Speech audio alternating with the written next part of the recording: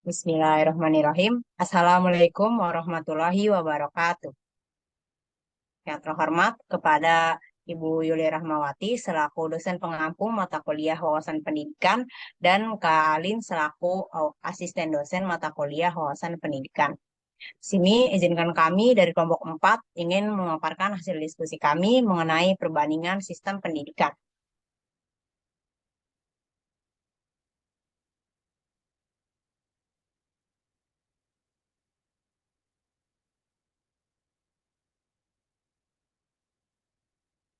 Sebelumnya, di sini saya izin memperkenalkan anggota dari kelompok 4, yaitu eh,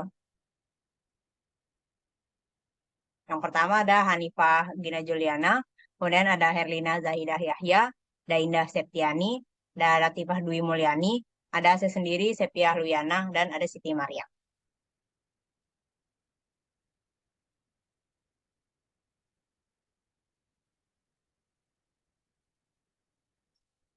Yang pertama yaitu sistem pendidikan Indonesia, yang akan dijelaskan oleh rekan saya. Baik, yang pertama itu ada sistem pendidikan Indonesia. Next. Nah, di sini ada filosofi pendidikan di Indonesia yang dijabarkan oleh Aristoteles mengenai bahwa filosofis itu berupaya mencari prinsip-prinsip dan penyebab-penyebab berbagai realitas yang ada.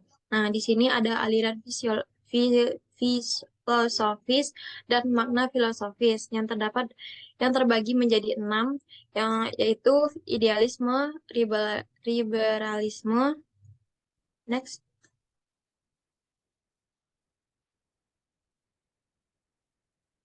esensialisme, pragmatisme, metafisika, dan pragmatis. Next.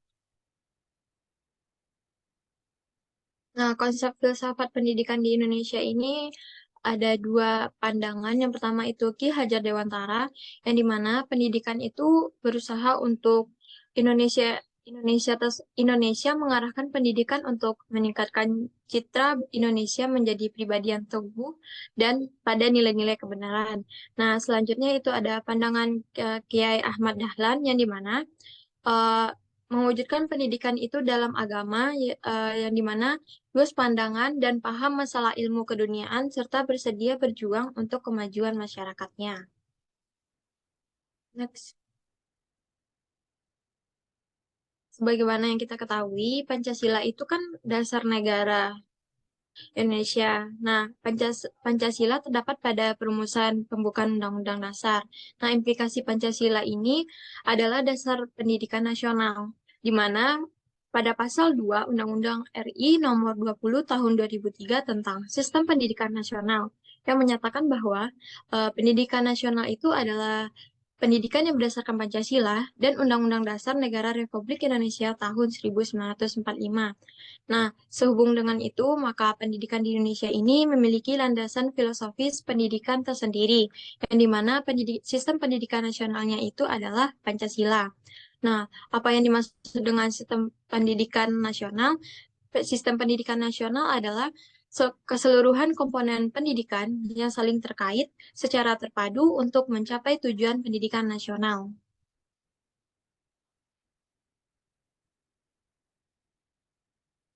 Jalur pendidikan yang ada di Indonesia itu ada 3 jalur, yaitu jalur pendidikan informal, formal, serta non-formal.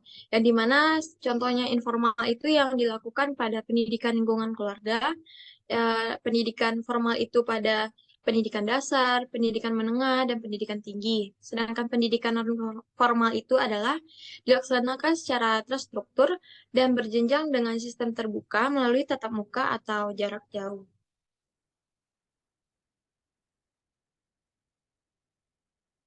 Jenjang pendidikan yang pertama itu adalah jenis pendidikan formal yang terdiri dari pendidikan dasar seperti SD, MI, MTS, serta seperti program seperti paket A.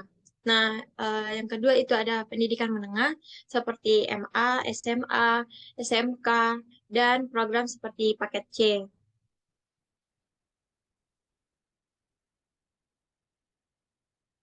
Yang ketiga itu ada pendidikan tinggi. Pendidikan tinggi merupakan merupakan jenjang pendidikan setelah pendidikan menengah yang mencakup seperti diploma, sarjana, magister, spesialis dan lain-lain. Nah, perguruan tinggi dapat terbentuk karena akademi. Pendidikan perguruan tinggi dapat berbentuk akademi, politeknik, sekolah tinggi, institut atau universitas. Next, next.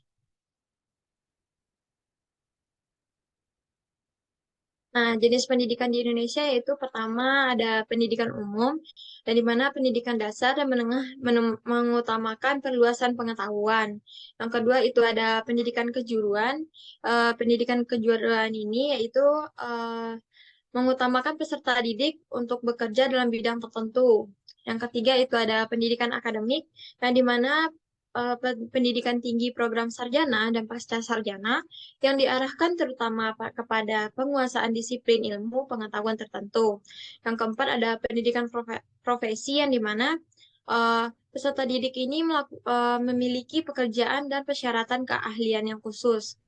Yang kelima ada pendidikan vokasi yang mengutamakan peserta didik untuk memiliki pekerjaan dengan keahlian terapan. Next. Yang keenam itu ada pendidikan keagamaan dengan peserta didik tersebut dapat menjalankan peran yang menuntut penguasaan pengetahuan tentang ajaran agama atau menjadi ahli ilmu agama. Yang ketujuh ada pendidikan khusus yang dimana memiliki kecerdasan yang luar biasa yang diselenggarakan secara inklusif atau satuan pendidikan khusus pada tingkat pendidikan dasar dan menengah. Nah, pendidikan dan tenaga kependidikan. Pada pasal 1 Undang-Undang Nomor 20 Tahun 2003 tentang Sistem Pendidikan, dalam undang-undang tersebut dinyatakan bahwa tenaga kependidikan adalah anggota masyarakat yang mengabdikan diri dan diangkat untuk menunjang penyelenggaraan pendidikan. Sementara pendidik adalah seperti dosen, pamong belajar, widya suara, tutor, instruktur. Seperti dan yang lain seperti berpartisipasi dalam menyelenggarakan pendidikan. Next.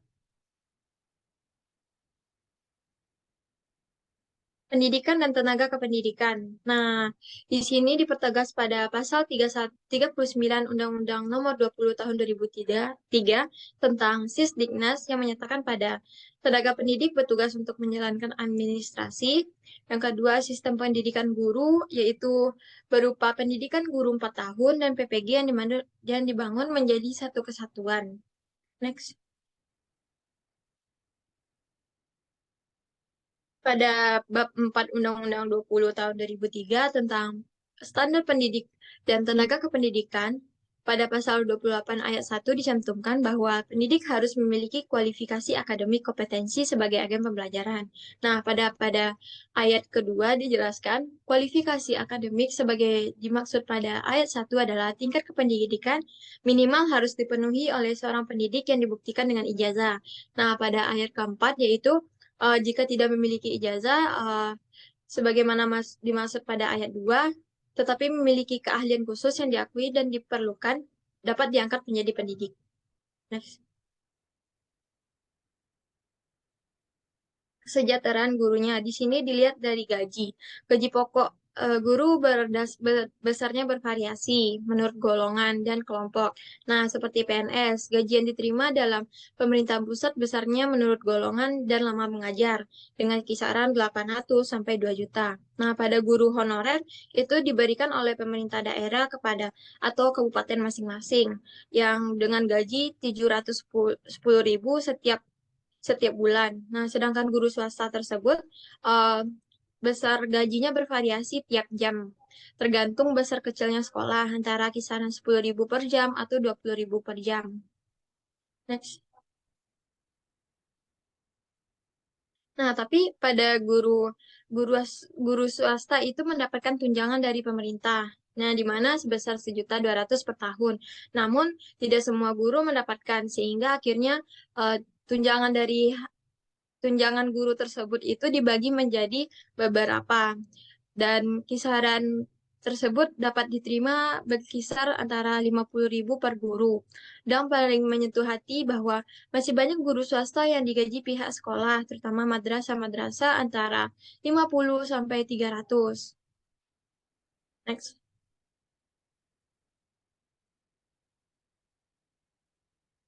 Nah, di sini ada permasalahan pendidikan yang dihadapi di Indonesia, yaitu pemerataan pendidikan permasalahannya, yang dimana karena kurang terorganisirnya antara pemerintah pusat dengan pemerintah daerah, bahkan hingga daerah terpencil.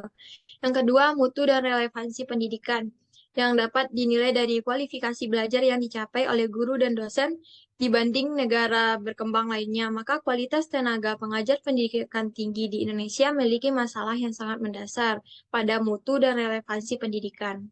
Nah, yang ketiga itu ada efisiensi dan efektivitas, yang dimana efisien adalah apabila pendayagunaan sumber daya seperti waktu, tenaga digunakan secara optimal. Yang keempat itu ada kurikulum yang masih bersifat teoritis.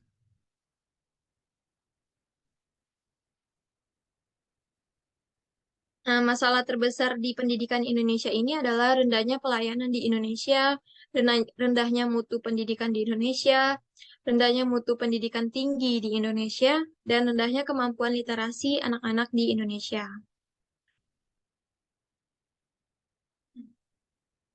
Nah, selanjutnya itu terdapat faktor pendukung dari permasalahan pendidikan di Indonesia, yaitu ada iptek. Yang kedua ada laju pertumbuhan penduduk, yang dimana iptek itu pengembangan sumber daya manusia seperti serta teknologi dalam mempersiapkan generasi dilaksanakan melalui pembelajaran di sekolah. Nah, laju pertumbuhan yang sangat pesat akan mempengaruhi terhadap masalah pemerataan serta mutu dan relevansi pendidikan. Pertumbuhan penduduk akan berdampak pada jumlah peserta didik.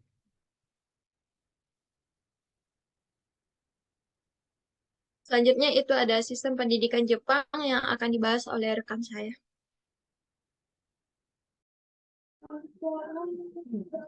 Selanjutnya kita akan membahas tentang sistem pendidikan yang ada di Jepang. Filosofi pendidikan. Di Jepang itu terdapat filosofi pendidikan yang dipengaruhi oleh ajaran Konfusianisme dan karakteristik kekaisaran Jepang yang dilandasi nilai luhur dan kekal. Filosofi pendidikan di Jepang terdapat pada tujuan dalam sistem pendidikannya, yaitu yang pertama, mengembangkan kepribadian setiap individu secara utuh, mengembangkan sumber daya manusia yang berkualitas dalam jasmani dan rohani, mengajarkan untuk senantiasa memelihara keadilan dan kebenaran, setia untuk menjaga keharmonisan dan menghargai terhadap sosialnya.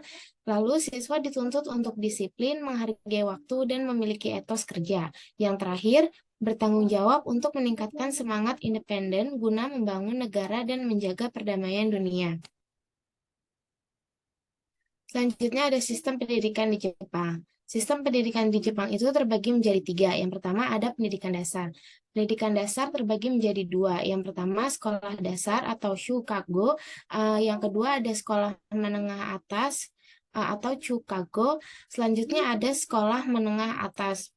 Sekolah menengah atas ini terbagi menjadi tiga. Yang pertama itu ada full time, part time, dan korespondensi. Nah, part-time ini terbagi menjadi dua, daytime part-time course dan evening part-time course. Selanjutnya ada pendidikan tinggi. Pendidikan tinggi ini terbagi menjadi tiga, terdiri dari universitas, junior college, dan technical college. Selanjutnya ada tenaga kependidikan di Jepang. Guru-guru sekolah dasar dan sekolah menengah di Jepang akan dididik dan dilatih oleh lembaga-lembaga pendidikan tinggi seperti universitas dan junior college yang dipilih oleh Kementerian Pendidikan. Untuk menjadi pengajar sekolah dasar atau sekolah menengah negeri, seorang calon guru harus mengikuti sistem rekrutmen. Pengangkatan dilakukan oleh Dewan Pendidik Distrik. Pengangkatan dilakukan atas dasar rekomendasi Superinden Distrik yang berdasarkan pada hasil ujian rekrutmen. Selanjutnya ada kesejahteraan tenaga pendidik. Jadi, gaji guru di Jepang itu sangat memadai, sehingga guru-guru di Jepang sangat dihormati dan mendapatkan tempat di masyarakat. Guru-guru di Jepang mendapatkan gaji sekitar 1,77 kali lebih besar dari gaji pegawai perusahaan dan merupakan gaji tertinggi di negara Asia. Data yang dikutip dari buku Education at a Glance, Jepang menyebutkan bahwa seorang guru yang baru mengajar akan memperoleh sebesar 156.500 yen per bulan atau sekitar 12 juta rupiah. Guru yang telah bekerja selama 20 tahun akan memperoleh gaji sebesar 362.900 yen atau setara dengan 27.324.555 rupiah per bulan. Selanjutnya ada permasalahan pendidikan yang terjadi di Jepang. Permasalahan yang pertama adalah Jepang masih terdapat banyak guru SMA yang tidak mengajarkan secara lengkap mata pelajaran ke siswanya yang mempengaruhi kelulusan mereka. Yang kedua, para siswa yang terbebani dengan tugas yang berat. Meskipun anak didik di Jepang memiliki prestasi lebih tinggi daripada prestasi anak Amerika, namun hal itu dicapai dengan pengorbanan yang tidak ringan. Antara lain, murid-murid di Jepang tidak bisa menikmati enaknya sekolah, sebab dari waktu ke waktu anak didik di Jepang dikejar-kejar oleh pekerjaan rumah, ulangan, dan juga ujian. Selanjutnya ada sistem pendidikan Australia yang akan dijelaskan oleh rekan saya. Baik, selanjutnya ada sistem pendidikan di Australia. Boleh di next.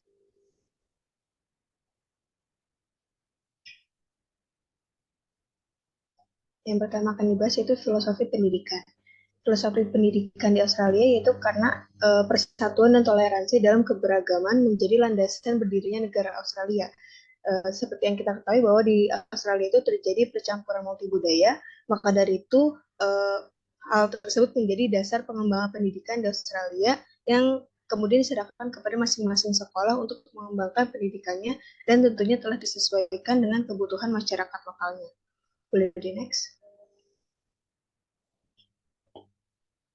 Selanjutnya ada sistem pendidikan. Sistem pendidikan di Australia itu terbagi menjadi dua kategori. Yang pertama ada sekolah negeri dan sekolah swasta. Di sekolah negeri itu atau disebut dengan public school yang diselenggarakan oleh pemerintah dan dilaksanakan secara gratis.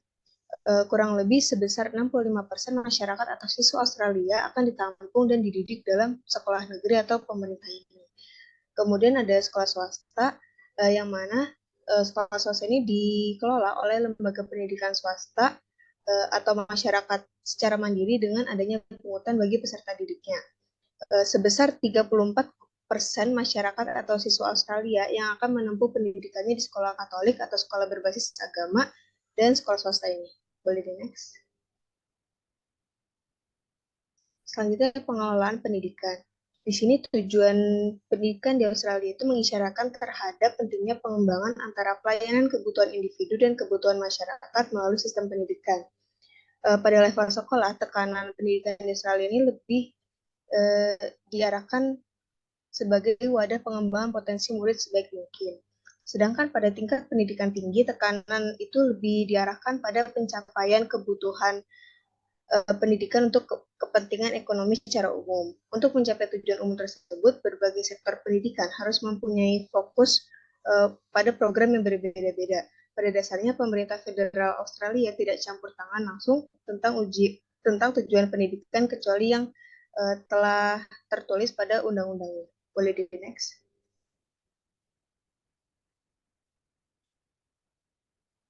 Selanjutnya, struktur dan jenis pendidikan. Pada dasarnya, sistem pendidikan di Australia ini dapat digolongkan menjadi 5 strata atau tingkatan, yaitu yang pertama dimulai dengan sekolah kindergarten atau taman kanak-kanak, selanjutnya dilanjutkan dengan sekolah dasar atau primary school, lalu sekolah menengah atau secondary or high school, selanjutnya ada pendidikan kejuruan dan pelatihan atau vocational education and training, dan senior high school atau senior secondary school or college atau sekolah menengah atas. Kemudian yang terakhir ada pendidikan tinggi atau university. Boleh di next. Selanjutnya manajemen pendidikan. Di sini ada otorita yang mana berdasarkan konstitusi Australia, seorang menteri pendidikan dengan sebuah departemen pendidikan akan melaksanakan pendidikan dasar dan menengah dan ada kalanya juga pendidikan prasekolah pada daerah tersebut. Daerah pendidikan akan merekrut dan mengangkat guru-guru atau tenaga pendidik serta menyediakan anggaran bagi sekolah pemerintah. Selanjutnya pada beberapa negara bagian, Departemen Pendidikan merupakan penyelenggara utama dan koordinator pendidikan dasar. Sementara pada negara bagian lain, tugas itu bukan menjadi tugas utama dari Departemen Pendidikan. Boleh di-next. Selanjutnya ada kurikulum. Pada beberapa negara bagian, pejabat pusat akan menyusun tujuan pembelajaran kemudian menjabarkannya dalam kurikulum secara rinci dan mendetail. Nah, detail kurikulum ini akan dilakukan secara terpusat yang bertujuan untuk kepentingan ujian eksternal. Selanjutnya pada kedua teritori atau the Australian Capital Territory atau ACT dan the Northern Territory, sekolah relatif memiliki otonomi yang lebih luas dan dapat mengembangkan kurikulumnya atas dasar tujuan umum yang ditentukan di tingkat sekolah. Boleh di next.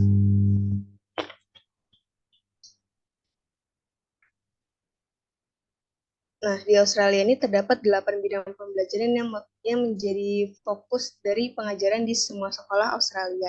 Di antaranya yaitu yang pertama ada seni, selanjutnya ada bahasa Inggris, pendidikan kesehatan dan jasmani, bahasa selain bahasa Inggris, ilmu pengetahuan, matematika, kajian penduduk dan lingkungan, dan yang terakhir ada teknologi. Boleh di next. Selanjutnya tenaga pendidik. Hampir semua tenaga pendidik di berbagai tingkatan di Australia itu harus mendapatkan pendidikan minimal di Australia. Selanjutnya, sebagian guru swasta akan mendapatkan pendidikan pada sekolah pendidikan guru yang dikelola oleh badan keagamaan. Nah, lamanya pendidikan bagi guru prasekolah dan dasar itu biasanya selama 4 tahun. Selama sistem sekolah, semua sistem sekolah memberikan kesempatan bagi seluruh tenaga pendidik untuk mendapatkan in-service education. Kemudian yang terakhir, syarat utama menjadi seorang tenaga pendidik di Australia ialah kualitas intelektualnya. Boleh di next.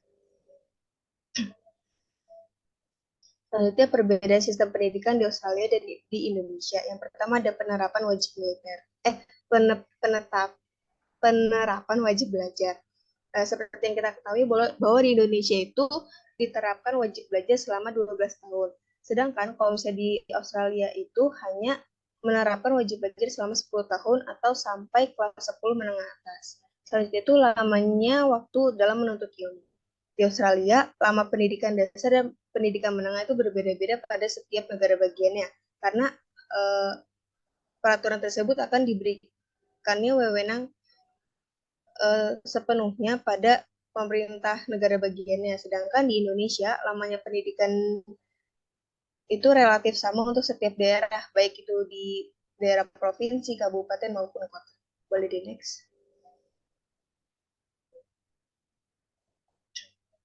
Selanjutnya ada sistem pendidikan di Singapura yang akan dibahas oleh rekan saya.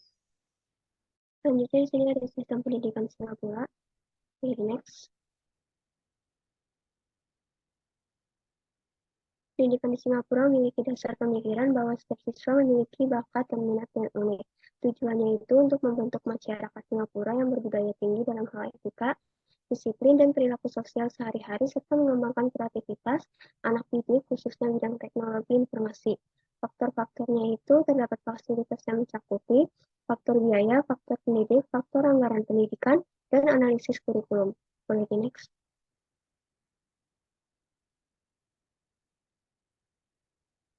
Jenjang pendidikan yang pertama di sini ada kindergarten, masa tempuhnya selama 3 tahun. Untuk anak umur 4-6 tahun, 3 program pendidikannya yaitu nursery, kindergarten 1, dan kindergarten 2. Terus di sini ada primary education, masa tempuhnya selama 6 tahun, 4 tahun di kelas 1-4 untuk pendidikan dasar, dan 2 tahun di kelas 5 dan 6 untuk masa orientasi. Secondary education, SMP plus SMA, di sini masa tempuhnya 4-5 tahun, dikhususkan pada beberapa pilihan spesial, ekspres, normal akademik, atau normal teknikal. Kurikulumnya ini berbeda didesain untuk para siswa sesuai dengan kemampuan belajar dan juga minat dari pribadi para siswa.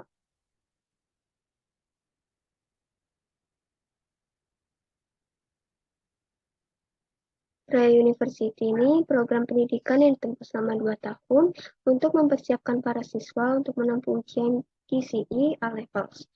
Di Politeknik yang dibentuk dengan misi untuk melatih para profesional level menengah untuk mendukung pembangunan ekonomi dan teknologi dan mengembangkan diri sesuai dengan minat dan keahlian mereka masing-masing. Boleh di next.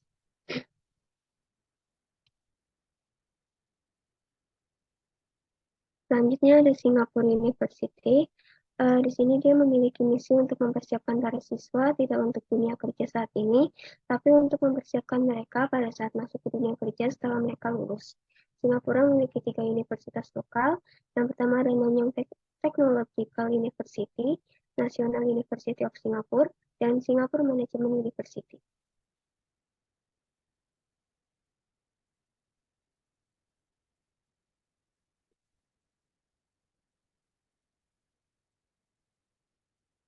Jenis pendidikannya yang pertama adalah sekolah menengah. Dia memiliki 2 jenis kurikulum, kurikulum Singapura Cambridge O-Level yang berdurasi 4 tahun.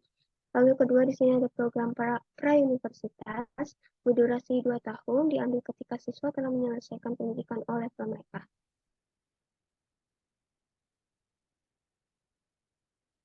Yang ketiga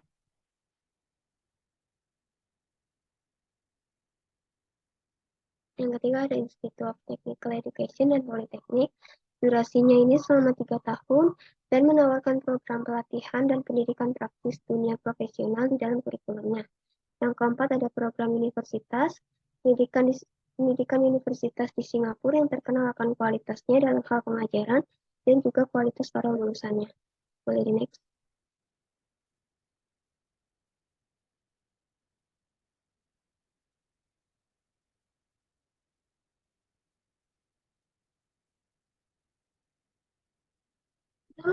Belum. Yang kelima ada program sarjana undergraduate degree, program bachelor degree yang ditempuh dalam jangka waktu 3 tahun dan 4 tahun bagi yang akan mengambil gelar honors. Pada program bachelor, siswa diharapkan untuk menentukan jurusan yang diminati pada tahun kedua. Boleh di next.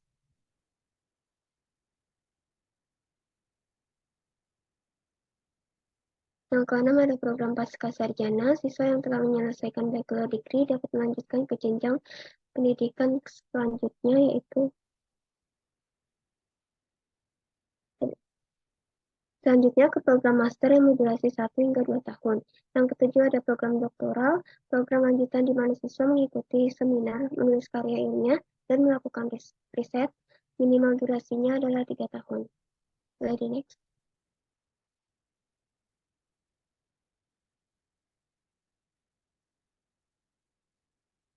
Tenaga kependidikan di Singapura, para pendidik di Singapura banyak menggunakan teknologi untuk merangkul anak siswanya. Yang kedua, untuk melibatkan siswa di ruang kelas, para guru telah menyiapkan bahan ajar yang sangat bagus, juga ide pengajaran yang sangat inovatif. Yang ketiga, guru Singapura membuat mereka tidak dapat mengajar dengan cara yang sama, seperti yang diturunkan sejak dulu.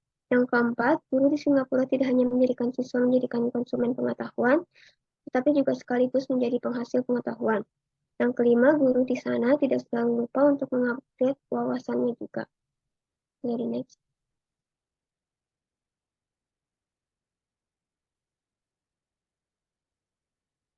Gaji guru di Singapura ini, penyesuaian gajinya pada tahun membuat profesi guru terlihat atraktif bagi calon mahasiswa. Ini membuat profesi guru tetap tidak kalah saing dengan profesi lainnya seperti IT, dokter, dan akuntan yang dipandang memiliki gaji tinggi. Gaji rata-rata guru di Singapura berdasarkan Singapore Index adalah 3.018 dolar Singapura atau sekitar 34 juta per bulan. Jumlahnya bervariasi tergantung pada daerahnya, seperti yang terkecil sebesar 2.851 dolar sampai 4.366 dolar Singapura.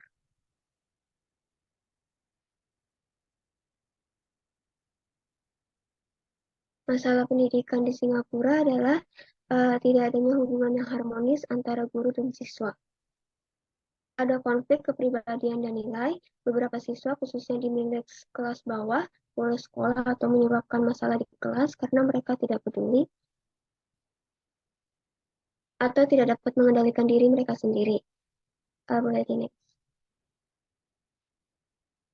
Materi selanjutnya akan dipaparkan oleh teman saya.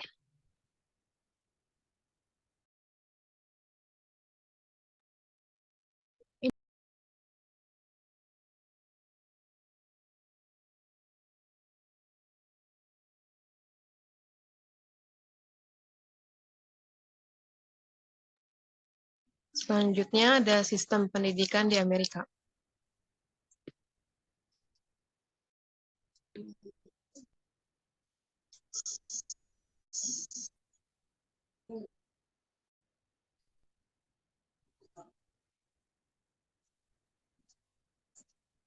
Filosofi pendidikan.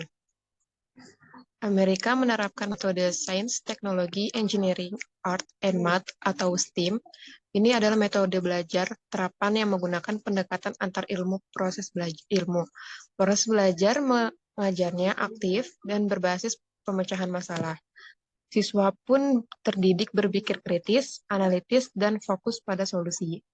Tujuan sistem pendidikan di Amerika secara umum dirumuskan ke dalam poin-poin berikut. Pertama, untuk mencapai kesatuan dalam keragaman. Yang kedua, untuk mengembangkan cita-cita dan praktek demokrasi. Yang ketiga, untuk membantu pengembangan individu.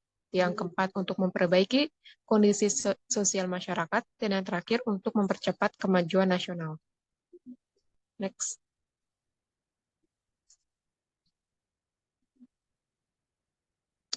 Kurikulum pendidikan. Kurikulum pendidikan yang digunakan adalah kurikulum negara bagian. Isi kurikulum beragam sesuai dengan keadaan masyarakat di setiap negara bagian. Silabus mata pelajaran diterbitkan oleh negara bagian, dan sekolah tetap diperbolehkan mengajukan alternatif silabus tambahan dan mengembangkan program pilihan. Silabus untuk program pilihan akan dievaluasi serta ditelaah oleh SAD atau State Education Department. Next.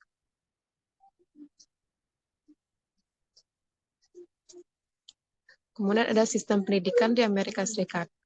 Sistem pendidikan Amerika Serikat menerapkan metode STEM atau Science, Technology, Engineering, and Math. Itu menempuh sekolah dasar dan menengah merupakan sebuah kewajiban bagi seluruh siswa di Amerika Serikat sesuai dengan aturan undang-undang setiap negara bagian.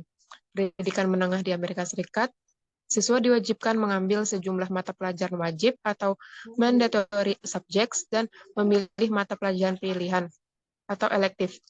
Mata pelajaran wajib meliputi sains, yaitu yang mencakup kimia, fisika, dan biologi, kemudian ada mathematics, English, dan physical education atau olahraga. Sedangkan mata pelajaran pilihan meliputi athletics, computer word processing, foreign language, visual arts, dan lain sebagainya.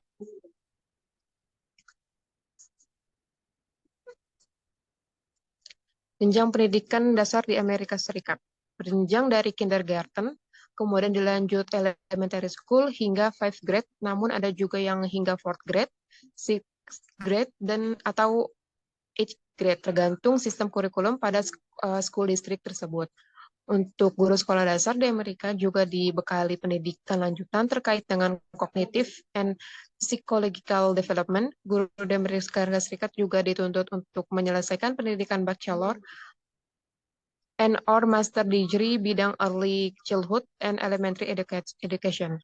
Kemudian pendidikan menengah terbagi menjadi dua tahap, yaitu middle school atau junior high school dan senior high school. Middle school atau junior high school dimulai dari jenjang 6th grade, 7th grade, 8th grade, dan 9th grade. Pada jenjang ini, siswa diberikan kebebasan untuk memilih mata pelajaran yang diinginkan, serta menerapkan sistem moving class. Kemudian pada senior high school dimulai dari jenjang 9th grade atau freshman, 10th grade atau sophomores, 11th grade junior, dan 12th grade senior.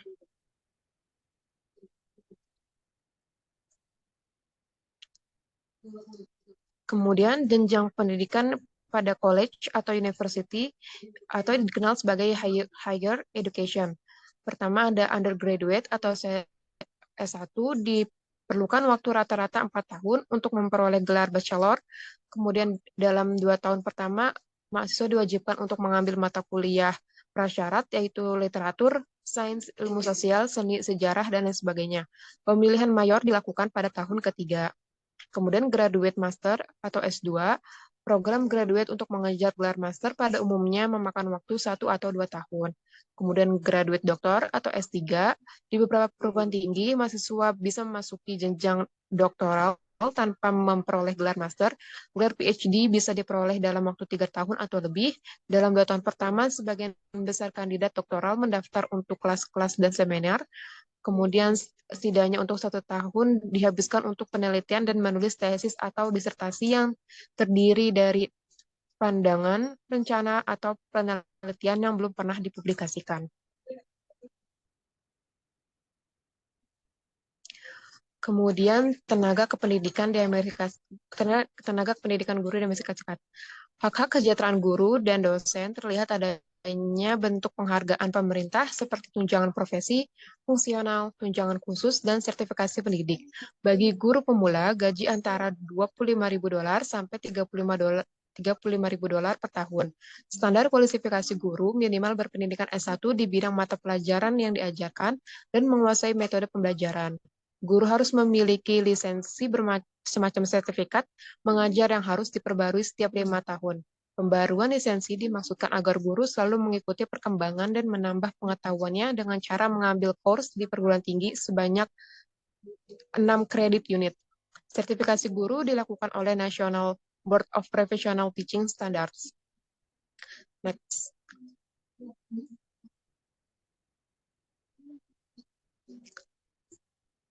Masalah pendidikan. Berikut beberapa tantangan pendidikan utama yang mempengaruhi pendidikan di Amerika Serikat. Pertama, biaya. Masih banyak masyarakat di Amerika Serikat yang terbebani dengan masalah biaya pendidikan. Kemudian, akses yang tidak sama karena adanya perbedaan kurikulum antar negara bagian. Kemudian ketiga, keterlambatan menanggapi perubahan kebutuhan. Yang keempat, menyusutnya dukungan keuangan dari pemerintah negara, bagian, dan federal. Yang terakhir, menurunnya kepercayaan publik terhadap pendidikan tinggi.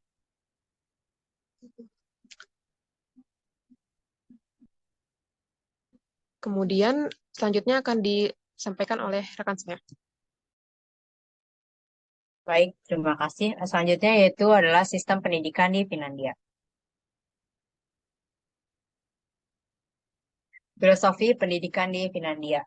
Lihat dari segi filosofi atau filsafatnya, pendidikan di Finlandia ini menganut aliran filsafat pragmatisme, yang dimana aliran filsafat ini memposisikan anak didik sebagai pihak yang sangat penting dan harus dipahami dengan baik dan benar. Pada pendidikan Finlandia, sekolah hanya mengajarkan etika, kedisiplinan, dan nilai-nilai kebaikan saja, sedangkan untuk pendidikan agama diserahkan kepada orang tuanya masing-masing.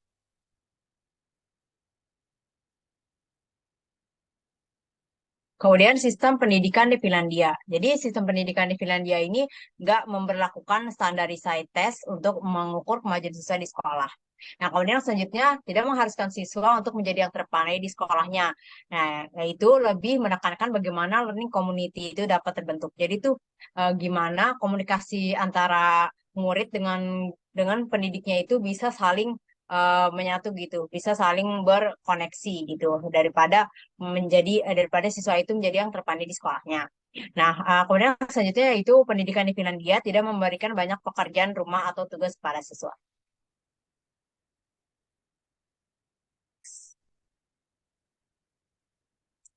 Yang selanjutnya yaitu menitikberatkan bimbingan bagi siswa yang mengalami kesulitan belajar. Kemudian di setiap sekolah memiliki pelajaran bahasa asing yang berbeda dan terdapat pelajaran olahraga khusus, serta guru di Finlandia lebih mengedepankan proses pembelajaran.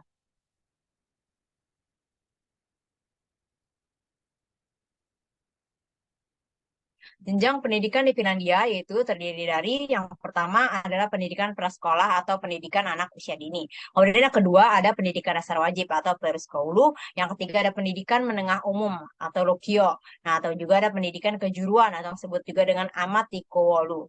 Kemudian yang terakhir ada pendidikan tinggi, universitas umum atau politeknik.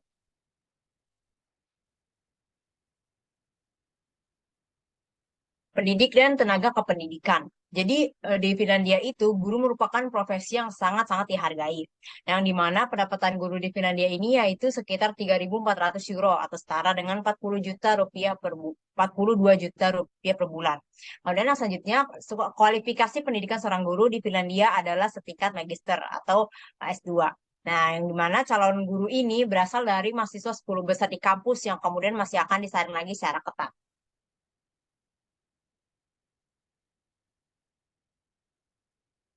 Menurut OECD pada tahun 2014, selama mengikuti pelatihan calon guru, dilakukan berbagai macam tes. Nah, jadi itu tes yang diujikannya sebelum ini dari 10 besar ini, dia bakalan dites lagi. Nah, dites lagi yang nantinya kemudian akan terpilih menjadi seorang pendidik. Nah, tes yang diujikannya itu antara lain yang pertama ada teori kependidikan, kemudian ada keterampilan pedagogik, dan kemampuan didaktik pada setiap pelajaran dan praktiknya.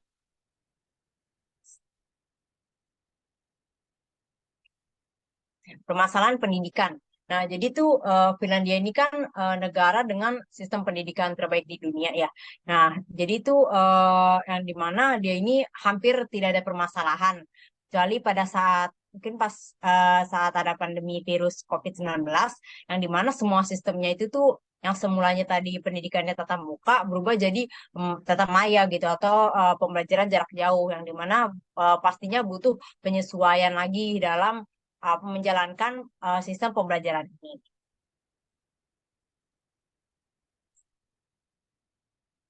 Nah, baik dari pemaparan ini dapat disimpulkan ya bahwasannya setiap negara itu memiliki sistem pendidikan yang berbeda-beda, dimulai dari filosofinya, terus dimulai dari tenaga pendidiknya, dari jenjang pendidikannya, dari jenis pendidikannya gitu, dan juga dari permasalahan-permasalahan itu sendiri.